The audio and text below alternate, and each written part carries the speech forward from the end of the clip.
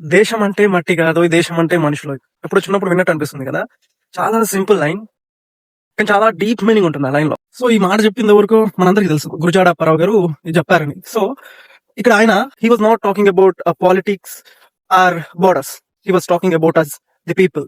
ఆయన మనకు చెప్పింది ఏంటి? దేశం అంటే మనుషులందరూ సంతోషంగా సమానంగా ఉండే చోటు. So if people are divided by caste, religion, borders or something else, then what is the meaning of a nation? Gurajada గారు గట్టిగా నమ్మిన విషయం ఒకటే. సో నిజమైన దేశభక్తి అంటే హ్యుమానిటీ.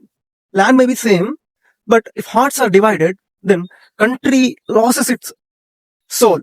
ఆయన మనకు నేర్పింది ఏంటి? మనిషిని ప్రేమించడం, మనిషికి గౌరవం ఇవ్వడమే నిజమైన దేశభక్తి.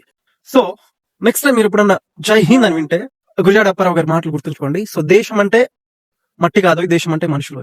ఇప్పటికి మన కంట్రీలో దేశాన్ని బార్డర్స్ కింద, కులాల కింద, మతాల కింద, సో నంబర్ ఆఫ్ ఆస్పెక్ట్స్ మీద డివైడ్ చేసే జనాలు స్టిల్ ఉన్నారు.